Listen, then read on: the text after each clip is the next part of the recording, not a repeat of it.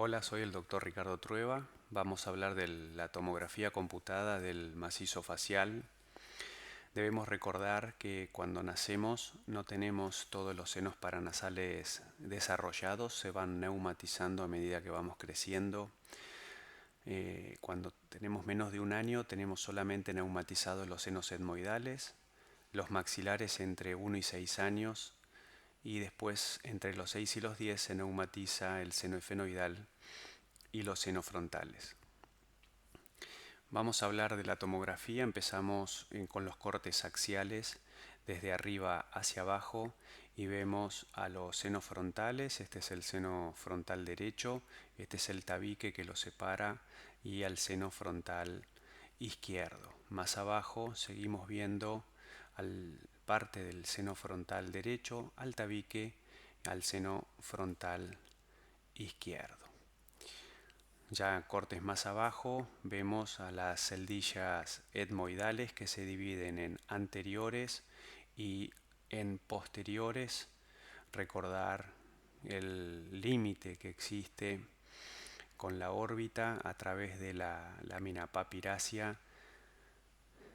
En este otro corte vemos a las celdillas etmoidales anteriores, a las celdillas etmoidales posteriores, y las flechas están mostrando el drenaje que es compartido junto con el seno efenoidal derecho. Ahí vemos su tabique, seno efenoidal izquierdo, y también vemos su drenaje. Tanto las celdillas etmoidales posteriores y los senos efenoidales van a drenar en el meato superior, que más adelante vamos a explicar. Más abajo vemos a los senos frontales, el tabique que está un poco desviado, los cornetes. Vemos bien al seno efenoidal derecho, al izquierdo. Ya dijimos que hay bastantes asimetrías a nivel del cuerpo con respecto a los senos. Vemos estas pequeñas estructuras circulares que corresponden a los conductos lacrimonasales. Corte más abajo vemos más grande a los senos maxilares, a las fosas nasales, a la desviación del septum nasal. Más abajo todavía, empezamos a terminar de ver a los senos maxilares, septum nasal, probablemente cornete inferior, y al cabum rinofaringio, y obviamente ya se ve el maxilar superior y el cabo. En los cortes coronales, de adelante hacia atrás, tenemos a los huesos propios y a la espina nasal del frontal, donde se van a articular.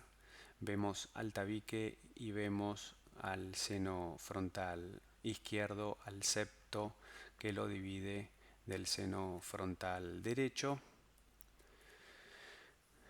Vemos a los senos frontales, vemos a las celdillas etmoidales anteriores, vemos al septum nasal con desviación, al conducto lacrimonasal, al cornete medio derecho, al izquierdo con aire en su interior. Esto es una neumatización del cornete. El cornete tiene una parte lamelar y una parte bulbosa. Esta es la parte bulbosa, es la que está neumatizada. Se llama concha bullosa cuando encontramos neumatizada la parte bulbosa del cornete. Más abajo vemos a los cornetes inferiores, el derecho, el izquierdo, parte de los senos maxilares. Más hacia atrás, ya casi nada, la última parte de los senos frontales, vemos las celdillas etmoidales. Seguimos viendo el cornete medio derecho, al izquierdo, a los dos cornetes inferiores y a los senos maxilares. Les muestro un estudio, es una dacriotomografía, se inyecta contraste a nivel del conducto lacrimonasal y vemos cómo el contraste baja y termina drenando el conducto lacrimonasal en el meato inferior. ¿Mm? El meato inferior es el espacio comprendido entre la pared de la fosa nasal y el cornete inferior. Como el paciente en tomografía está acostado, el contraste termina drenando a nivel del cavum. Les quiero explicar esta estructura que es el complejo osteomiatal. Si esto es el seno maxilar va a drenar sus secreciones a través del ostium, que es esta estructura que vemos acá. Todo el canal por el cual el seno va a drenar a la fosa nasal se denomina infundíbulo. El espacio donde el infundíbulo se va a comunicar con la fosa nasal se llama hiato semilunar. Esta estructura, que es la que delimita entre la pared orbitaria y esta estructura que se denomina proceso uncinado, van a delimitar a ese canal que denominamos infundíbulo. Este es el cornete medio y el espacio entre el proceso uncinado y el cornete medio es el meato medio. En el meato medio van a desembocar las celdillas etmoidales anteriores, el seno frontal y por supuesto el seno maxilar, como acabamos de ver. Repasamos esto entonces, vimos que el seno efenoidal, las celdillas etmoidales posteriores van a drenar en el meato superior, el seno frontal, las celdillas etmoidales anteriores y el seno maxilar desembocan en el meato medio, y que el conducto lacrimonasal va a desembocar en el meato inferior.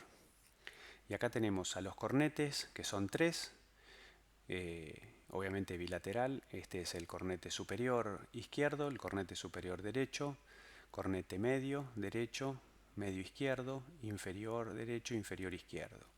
Y el espacio comprendido entre la pared de las estructuras de la fosa nasal y el cornete son los denominados espacios de los meatos. En este tenemos el meato superior, el meato medio y el meato inferior. Más atrás, bueno, vemos los senos efenoidales, dijimos el derecho, el izquierdo, con el tabique que los divide, y por supuesto, bueno, más atrás ya vemos el cabo. Hablemos un poquito de patología. Con respecto a la sinusitis aguda, bueno, cuando veamos un nivel, como veíamos en la mentonasoplaca, debemos sospechar o que hay un proceso inflamatorio agudo o también en un traumatismo la presencia de un hemoceno. Se ve claramente un nivel entre la parte aérea de aire que ocupa el seno, que va a estar en la parte proximal, y la parte del líquido, del moco o la sangre, que va a estar en la parte distal. Con respecto a la sinusopatía crónica, podemos ver que la mucosa se va a engrosar en forma perimetral o que puede hacerlo en forma de pólipo, como vemos en este ejemplo o en estos de acá.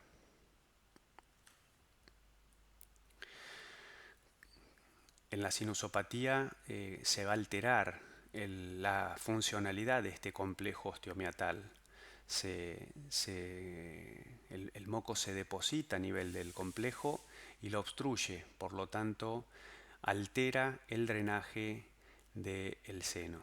Por eso es importante conocer la anatomía del complejo osteomiatal y cuando miramos las tomografías identificar si los complejos se encuentran libres o están ocluidos. Cuando veamos un engrosamiento en las paredes de los senos, debemos sospechar la presencia de una sinusopatía crónica. Y cuando adentro el contenido de ese seno muestre calcificaciones, debemos sospechar la presencia de una infección por hongos, como en este ejemplo. Fíjense el grosor de esta pared con respecto a la del seno maxilar izquierdo y además, bueno, por supuesto, ver la presencia de calcificaciones.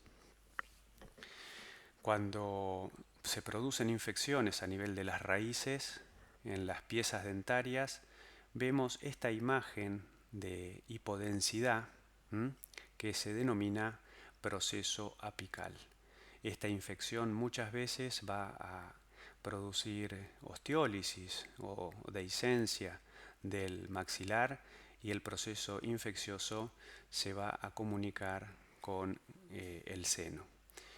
El seno generalmente reacciona engrosando la mucosa y o produciendo material purulento. En este otro ejemplo vemos una extracción dentaria que obviamente produjo una fístula con el seno maxilar.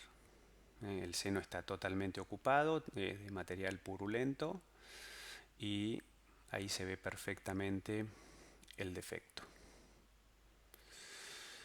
A veces se tapan las glándulas de la mucosa del seno maxilar y se producen lo que se denominan quistes de retención mucosa o mucosele. Los mismos empiezan a crecer y empiezan a producir osteólisis, como vemos en este ejemplo, que es demasiado burdo, pero bueno, destruyó completamente el maxilar. Y bueno, hay veces que los pacientes tardan en hacer la consulta y los hallazgos ya son muy evidentes, ¿no es cierto? La displasia fibrosa también afecta al macizo facial, en este caso a la órbita, pero bueno, parcialmente también al seno. A este paciente, como se le estaba produciendo una deformidad en la órbita, se le hizo un implante, se resecó el hueso displásico y se le colocó un implante de teflón. Cuando afecta al seno lo vemos de esta forma, vemos un hueso raro, un seno que no está neumatizado y que tiene una estructura como de vidrio esmerilado. Del otro lado, en el seno maxilar izquierdo, el paciente tenía una sinusitis aguda. Con respecto a los traumatismos, es muy importante visualizar el piso de la órbita, que es muy lábil, lo mismo que la lámina papirácea del etmoides. En este ejemplo vemos una solución de continuidad y una herniación de la grasa orbitaria sin ver herniación del músculo recto inferior ni tampoco compromiso del nervio orbitario inferior. Con respecto a los traumatismos, también debemos valorar los huesos propios, que en tomografía se ven muy bien y se pueden ver soluciones de continuidad a nivel de los mismos en la articulación, ya sea fractura de los huesos o de la articulación con la espina nasal. La tomografía también es muy útil en el síndrome de apnea nocturna. Podemos tomar mediciones, en este caso del paladar duro, paladar blando, del espacio retrogular, retrolingual, retrolaringio, el espacio que existe entre el maxilar y el hioides, para analizar cuál es la causa que está generando la apnea. Por último, me despido con un caso clínico de un síndrome del seno silente. Les muestro este ejemplo que lo publicamos con el doctor Alfredo Palante en la Revista Argentina de Radiología en el año 2008. Se los quiero mostrar porque es un cuadro clínico que comienza a nivel de los ojos, pero la patología subyacente está a nivel del seno maxilar. Vemos que los casos empiezan con hundimiento en el saco orbital derecho con deformidad a nivel de los ojos. Normalmente los senos tienen presión positiva y, como vimos, se puede neumatizar la parte bulbosa del seno. Cuando la neumatización es muy grande, se produce un colapso del proceso uncinado, y cuando se colapsa el proceso uncinado contra la pared orbitaria, se puede llegar a obliterar el seno maxilar. Entonces, esa presión positiva pasa a ser negativa. toda la secreción que genera el seno no va a drenarse. Puede ser que al principio haya un nivel y que más tarde se oblitere completamente. Este moco, ¿qué va a hacer? Va a ser por actividad osteoclástica, va a generar una debilidad en las paredes del seno maxilar. Y eso va a conllevar a este signo característico del síndrome del seno silente, que corresponde a la atelectasia de las paredes del seno. Vean cómo las paredes están chupadas hacia el seno, hacia la parte central del seno. Esto va a generar el descenso del piso orbitario y, por supuesto, mayor oclusión de la región infundibular. Esto es totalmente silente y las manifestaciones clínicas que vamos a ver en los pacientes son producto del descenso del piso orbitario. Fíjense cómo sigue ocluido el complejo osteomiatal, cómo cada vez hay más descenso del piso orbitario comparado con la órbita contralateral y cómo la parte posterior del seno está completamente colapsada en comparación con la del otro lado. Bueno, en resonancia magnética los hallazgos son muy parecidos, el seno está totalmente ocupado con la mucosa engrosada y se ve la atelectasia de las paredes. El tratamiento es la uncinectomía y la remoción de la bulla del cornete, y esa presión negativa del seno pasa a ser nuevamente positiva. Y por último, se hace una antrotomía inferior que permite la aireación y una nueva vía de drenaje al seno maxilar. Muchas gracias por su atención.